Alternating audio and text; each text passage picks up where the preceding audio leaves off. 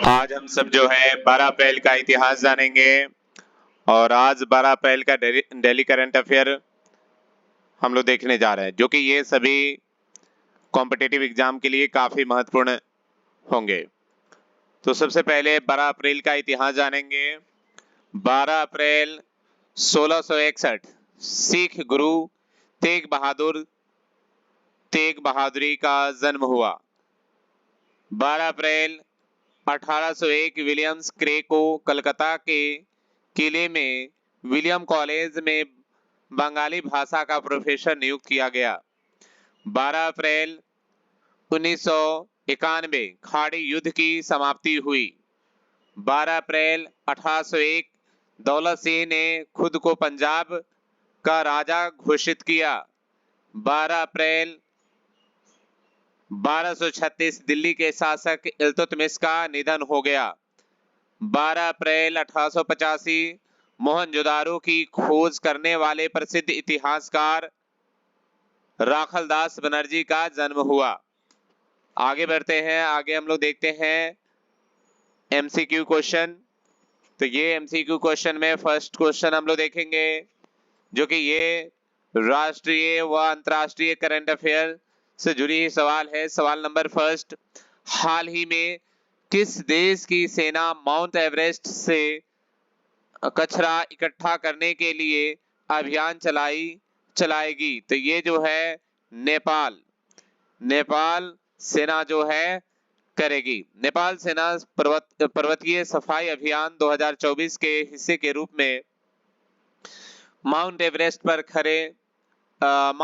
पर पड़े लगभग 10 टन कचरे और 500 को इकट्ठा करेगी। मेजर आदित्य कौरकी के नेतृत्व में 12 सदस्यीय दल 14 अप्रैल को बेस कैंप से अपनी यात्रा शुरू करेगा।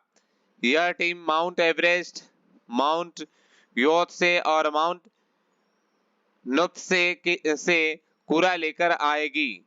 18 सदस्यीय शेरपा टीम सफाई अभियान में सेना की मदद करेगी। आगे बढ़ते हैं, आगे हमारा क्वेश्चन नंबर सेकंड है। क्वेश्चन नंबर सेकंड क्या कह रहा है? हाल ही में वित्तीय समूह पेट्रोमैथ की रिपोर्ट के अनुसार कब तक भारत का बाजार पूंजीकरण 10 ट्रिलियन डॉलर तक पहुंच जाएगा? तो ये जो है 2030 तक।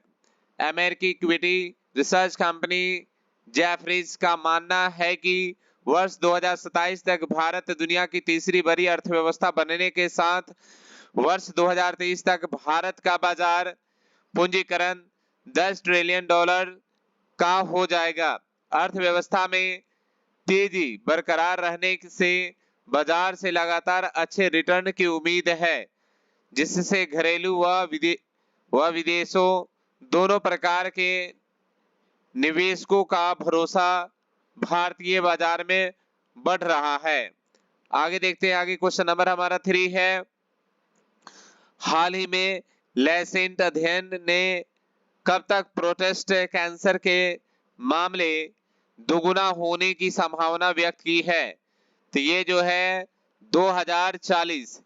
Medical journal the silence commission ने प्रोस्टेट कैंसर के बढ़ते खतरे को लेकर एक रिपोर्ट जारी की है, जिसमें बताया गया है कि साल 2040 तक इस कैंसर के सालाना मामले 29 लाख तक पहुंच सकते हैं।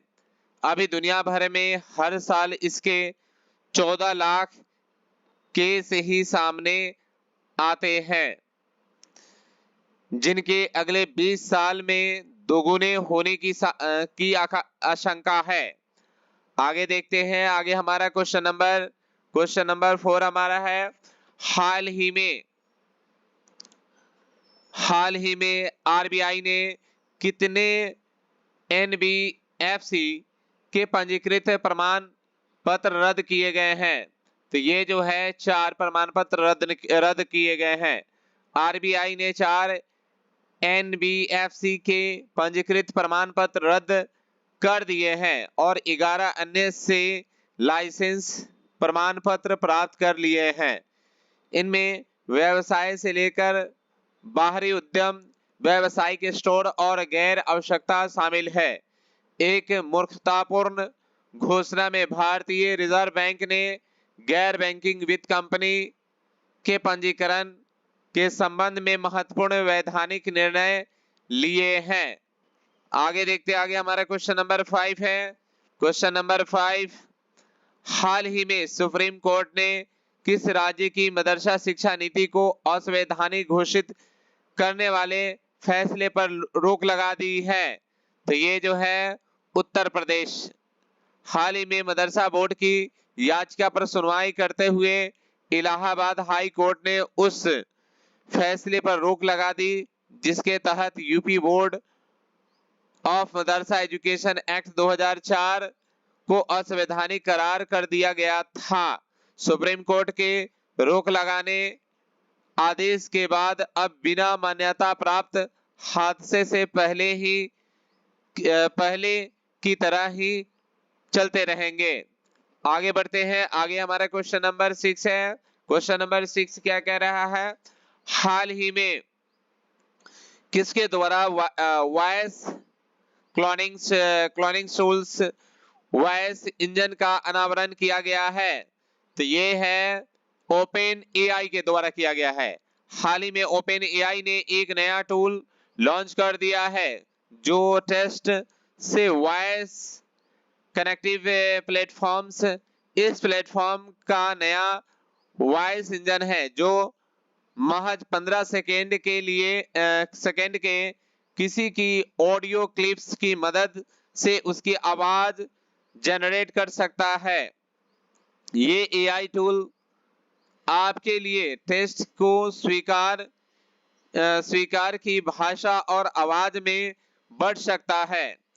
आगे देखते हैं क्वेश्चन नंबर 7। तो क्वेश्चन नंबर 7 क्या कह रहा है? हाल ही में किस राज्य सरकार ने हिमालय में ग्लोफ के खतरों का आकलन किया है? तो ये है उत्तराखंड। उत्तराखंड राज्य सरकार ने ग्लेशियर लेक आउटबर्स्ट FLD से जुड़े जोखिमों को दूर करने और उन्हें कम करने के लिए सक्रिय उपाय सुझाए हैं। जोखिम आकलन करने और क्षेत्र में 5 उच्च जोखिम वाली हिमालय झीलों की निगरानी के लिए 2 विशेष पैनल्स स्थापित किए गए हैं। इन झीलों की पहचान तत्कालीन खतरे के रूप में की जाती है जिन पर तत्काल ध्यान देना और हस्तक्षेप की आवश्यकता है। आगे बढ़ते हैं, क्वेश्चन नंबर 8 को देखते हैं। क्वेश्चन नंबर 8 क्या कह रहा है? हाल ही में पेरिस ओलंपिक 2024 के लिए क्वालिफाई करने वाली एकमात्र भारतीय भारोत्तोलक कौन बनी है? तो ये जो है मीराबाई चानू बनी है। मीराबाई चानू। हाल ही में भारतीय भारोत्तोलक मीराबाई चानू ने 49 किलोग्राम वर्ग में 12वें स्थान रहने के बावजूद पेरिस ग्रीष्मकालीन ओलंपिक 2024 के लिए क्वालिफाई किया। वह पेरिस ओलंपिक के लिए क्वालिफाई करने वाली एकमात्र भारतीय भारोत्तोलक फुकेत में IWF विश्व कप पेरिस ओलंपिक के लिए भारोत्तोलक स्पर्धा का आखिरी क्वालिफाइंग इवेंट था। आगे देखते हैं, आगे हमारा क्वेश्चन नंबर 9 है। तो 9 नंबर क्वेश्चन देखते हैं।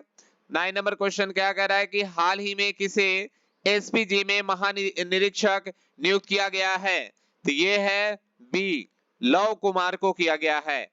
हाल ही में भारतीय पुलिस सेवा अधिकारी लव कुमार को विशेष सुरक्षा समूह में महानिरीक्षक की नियुक्ति की गई है। व्यावसायिक परीक्षण एवं विभाग की एक विज्ञप्ति के अनुसार सरकारी सचिवालय समिति ने लव कुमार की वकालत के सचिव के प्रस्ताव को मंजूरी दे दी है। SPG में IG के पद के लिए उन्हें भारतीय डीआईजी के पद को आदर्श रूप में दिया गया है। आगे बढ़ते आगे क्वेश्चन नंबर हमारा है 10 नंबर क्वेश्चन। हाल ही में वित्तीय वर्ष 2024 में मुद्रा ऋण में कितने लाख करोड़ से अधिक की रिकॉर्ड वृद्धि हुई है? तो ये है 5 लाख करोड़ रुपए की।